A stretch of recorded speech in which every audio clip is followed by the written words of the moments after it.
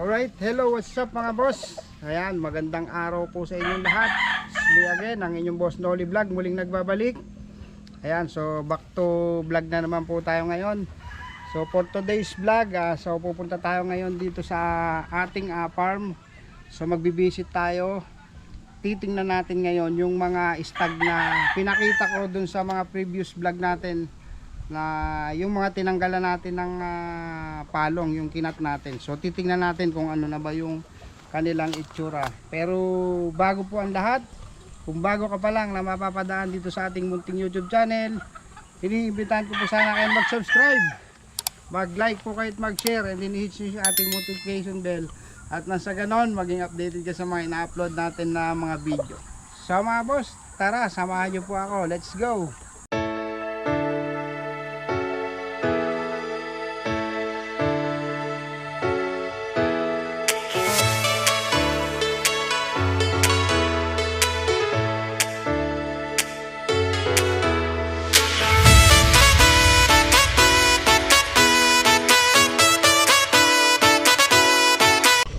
Alright, ayan mga boss, nandito na tayo sa ating farm. So titingnan natin ngayon yung mga stag natin. Ito yung the moment of the truth, eka nga. Ayan o, yung makapag-harvest ka ng mga stag na yung na breed. Ayan. Ito yung fruit of effort na sinasabi. Kaya mga boss, yung mga stag na pinaghirapan natin, eka nga, na i-breed. Yan, ito yung mga stag natin na mga na-breed natin, na pinagtiyagaan, pinalaki. So finally, ayan, yung mga na-harvest natin.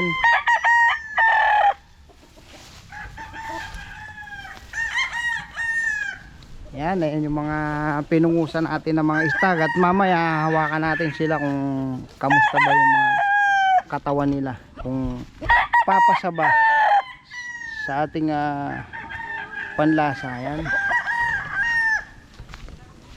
ito yung mga pinungusan natin ng mga stag.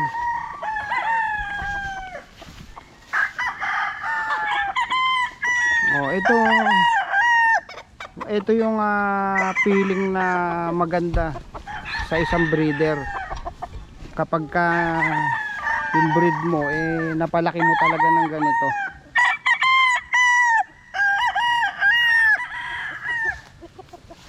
Yan, at narito yung isang stag natin na poster kelso. Ito yung mapupunta dun sa ating isang supporter na sumusuporta sa atin na bibili ng ating stag. So siya ite-testing niya na bibili yung ating poster kelso. Ayan, yan yung kukunin niya, isang poster kelso going to Cagayan, Isabela na yan. At ito yung kanyang kapatid.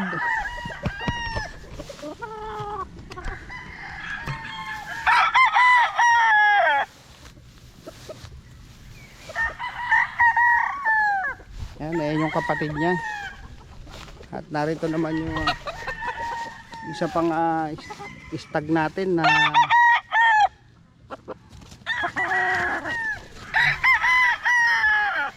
Yogurt Gray sa Golden Boy.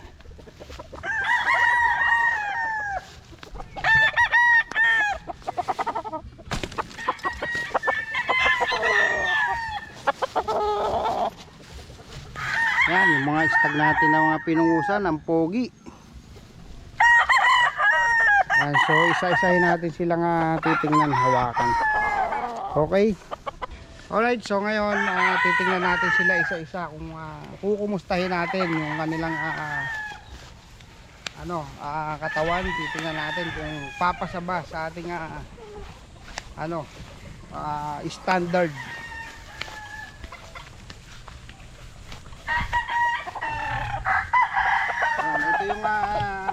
Ito yung isang stag natin na pinungusan. Ito.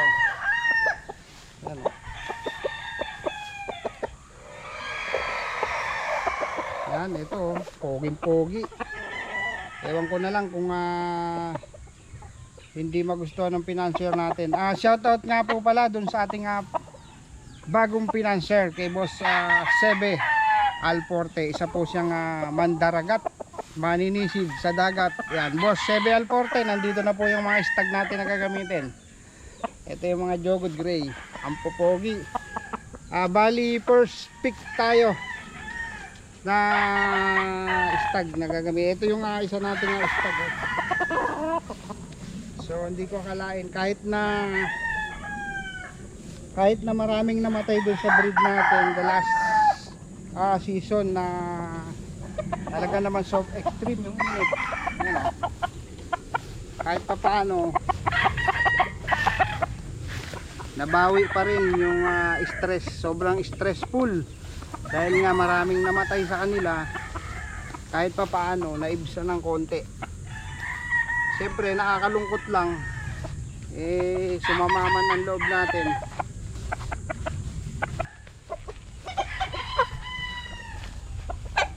Alright, nandito naman yung ating pangalawa na stag. Ito ginawa ko para hindi sila nakakasawan tingnan, kasi pagka araw-araw mo sila nakikita, mapapansin mo parang walang nagbabago, hindi sila lumalaki. Possible walang changes na nangyayari. So ito ginagawa natin every 2 weeks bago tayo bumabalik sa farm para nakikita natin yung pagbabago sa kanila. Di ba? Ngayon mga boss, ito yung ating signature line na Jogod Gray. Alain mo, bata pa yan, mga going 7 months, 6 months old pa lang yan.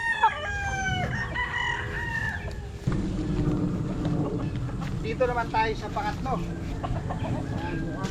Namimiss ako ng mga manok ko dito sa farm kasi parang gusto nila akong kurutin.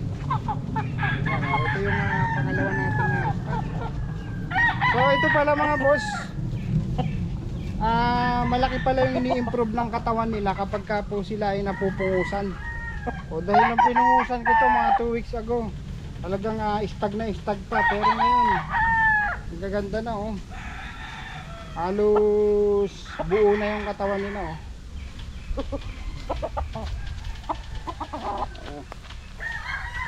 ito yung swimming pool.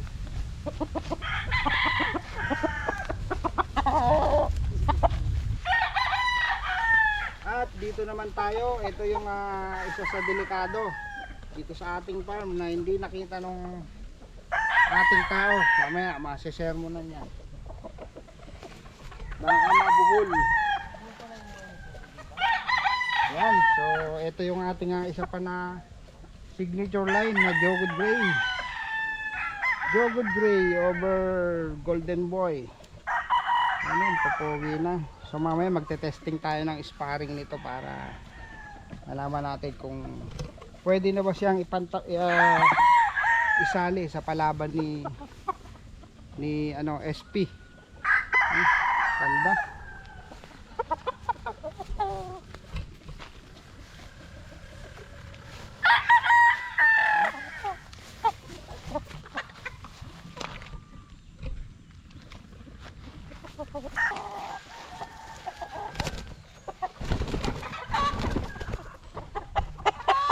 So ito pa yung isang stag. Ito mga boss, kung mapapansin nyo, ang mga stag natin uniform. Ayan, so ito yung kagandahan kapag ang breeding mo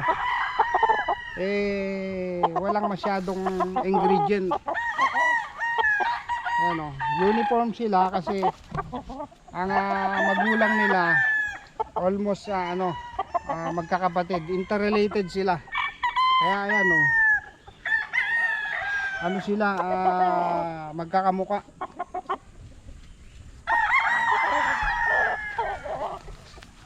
Pogi.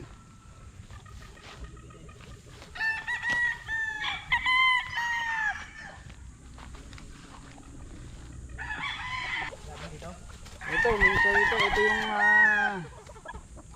pinakapangit na stag natin. Maliit siya, maliit. O, pangit siya kasi hindi naman natin tinanggal yung kanyang tenga kasi nga puti, may puti siya sa tenga. O, nakakatuwa lang kaya hindi ko na tinanggal. So ganito lang yung naging kanyang cut. Diba? Saktong pang saktong pang istagan lang. Pantimbangan o.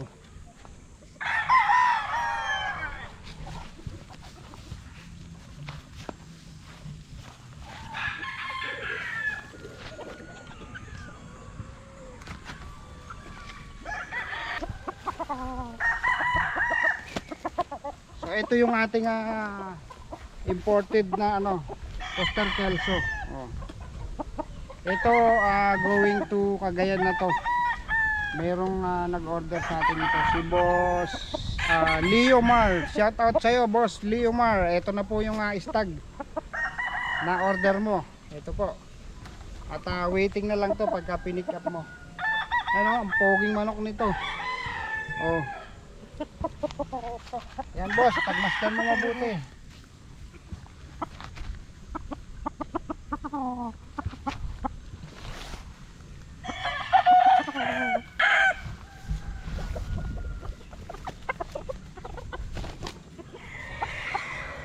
Yun, at ito yung kapatid nung isang poster kelso natin. Ganda na lang itsura oh. Pogi na. Kaya lang medyo bagsak yung palong niya.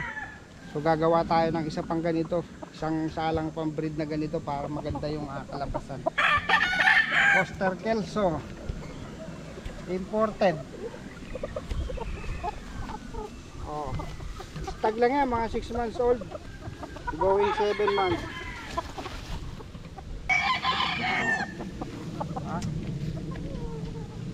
Alright, nandito naman yung isa pa nating signature line sa isang ating optional stag na gagamitin sa SP Cup.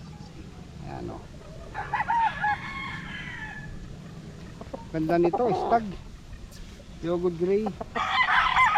Over golden boy. Maganda na talaga sila kapag napungusan. Talagang lumalabas yung kanilang itsura pagka napupungusan. Hindi ko balo. Hindi, siyempre, kailangan Ganda din mundo. Yan, ito. Palagay ko, ito yung isang signature line pa rin natin. Ayan mga boss. Halos gray yung nakita nyo dito sa ating video. Dahil ito yung signature line natin, ito yung pinarami ko. Dito kasi ako nag-focus dahil ito yung nagbigay sa atin ng magandang record. Ayan, so ayan o, ganda nila. Mga pogi, mostly Yogurt gray to mga boss. Sa mga nagtatanong, Yogurt gray, blue blade over Yogurt gray imported kay Boss Norman. Ayan, shoutout na rin po kay Boss Norman, dun sa kaibigan kong napakabait. Siya yung tumulong sa akin para magkaroon ng imported. Boss Norman, shoutout po sa iyo. Ayan, ito yung stag natin na isa. Yan o, pogi o. Mamaya malalaman natin, ite-testing natin yan sa bitaw kung ano ang itsura.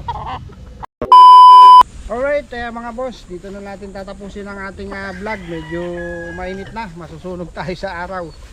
Ayan, tapusin na natin ang ating munting vlog. Ayan, sa mga boss natin dyan na mapapadaan dito sa ating munting YouTube channel, iniimbitahan ko po sana kayo na mag-subscribe, mag-like po kayo at mag-share, and din-use yung ating munting notification bell, at sa ganon maging updated kayo sa mga uploaded natin na mga video.